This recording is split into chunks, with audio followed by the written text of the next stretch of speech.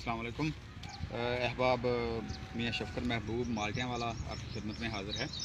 आज हम दो बडिंग की दो टेक्निक्स सीखेंगे। इसमें एक चिप बडिंग है और एक टी बडिंग है। चिप बडिंग जो है वो थोड़े इबनॉर्मल वेदर में ग्राफ्टिंग बडिंग की जाती है और टी जो है वो नॉर्मल सीज़न में होती है। चिप विद वुड लगाई जाती है, जबकि जो टी है उसमें से हमें वुड रिमूव करनी पड़ती है।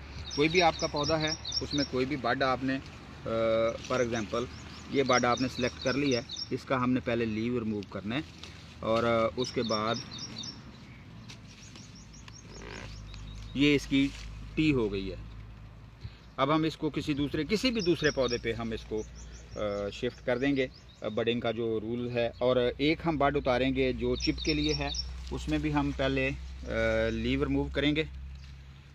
लीव रिमूव हो गया, उसके बाद हमने नीचे गिर गई। चलें कोई बात नहीं, और उतार लेते हैं।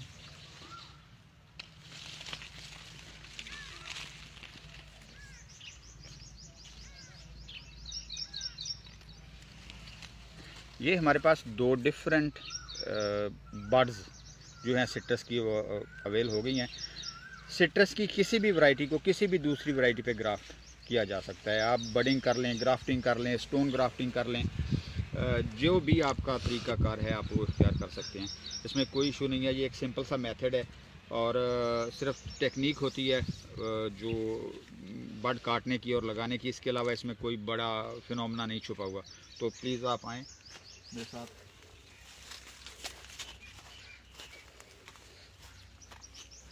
अब ये एक लेमन का पौधा है, इसमें आप देखें कि ये लेमन लगे हुए हैं।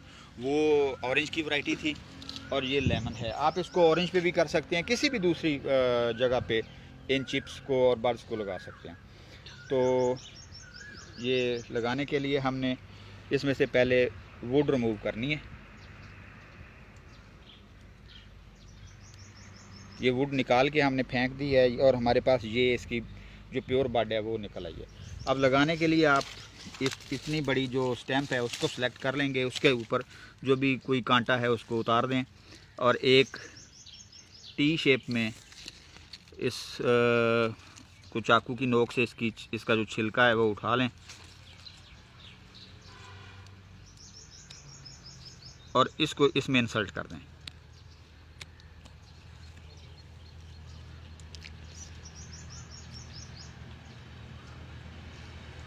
अब ये जो है आपकी ग्राफ्टिंग कंप्लीट हो गई है। इस पे अब हमने पॉलीथीन जो है वो बांधनी है। इसके लिए ये रोल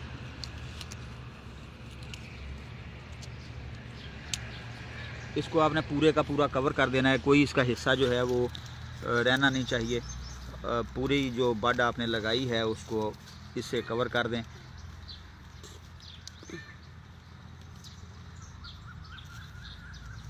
ये आपका मेथड कंप्लीट हो गया। अब मेरी दूसरी बड जो है वो कहीं नीचे गिर गई है, तो उसको मैं नीचे से ढूंढता हूँ कहाँ गिरी है। ये गिरी है, ये देखें, ये मुझे दोबारा मिल गई है। अब इसको लगाने के लिए उसको हमने टी बनाया था, इसको लगाने के लिए टी बनाने की ज़रूरत नहीं है।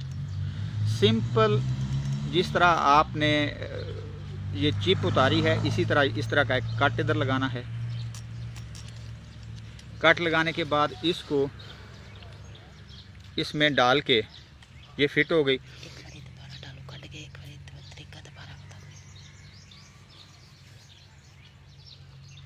ये निकल आई है, आप देख लें इसको अच्छी तरह और इसको इसके ऊपर आके थोड़ा सा प्रेस करना है नीचे को। जो ये इसका एक कट बना हुआ है इसमें ये फिट हो जाए। इसका ये कट और इसका ये कट दोनों आपस में मिल जाएं। ये कंप्लीट होगी। इसके ऊपर भी हमने पॉलीथीन लपेटनी है और पॉलीथीन जो है वो पूरी बड पे लपेट देनी है। इसमें कोई हिस्सा जो है उसको खुला नहीं छोड़ना, इसको एयर टाइट करना है।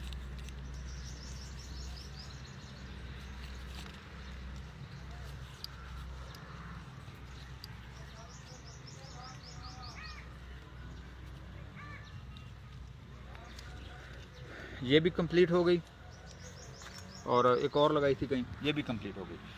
इसमें यही एक मेथड है। एक तीसरा मेथड है जिसमें हम कलम लगाते हैं, वो इतना सा एक पोर्शन काट के लगा दिया जाता है।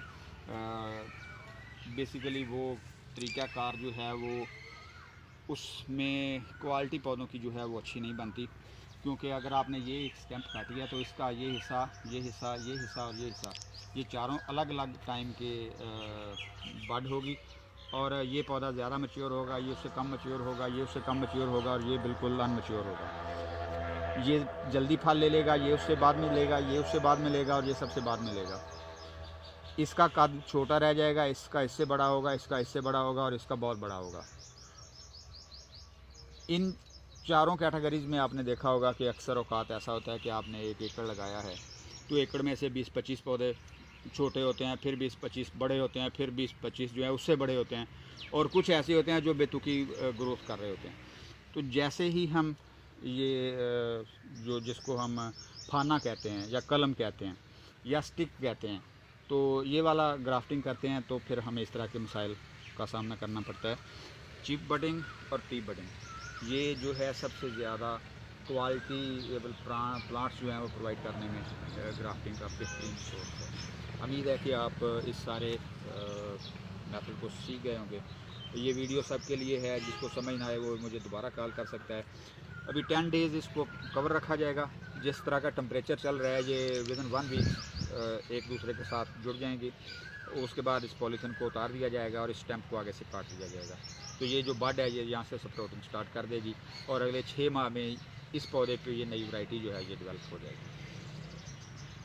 एक बात याद रखिए, आपका जो नाइफ़ है वो बिल्कुल शार्प होना चाहिए। अगर ये कुंद है तो आपकी बड जो है वो सही तरह से नहीं उतरेगी, और अगर बड सही तरह से नहीं उतरेगी तो आपका सक्सेस रेट जो है वो भी बहुत कम हो जाएगा।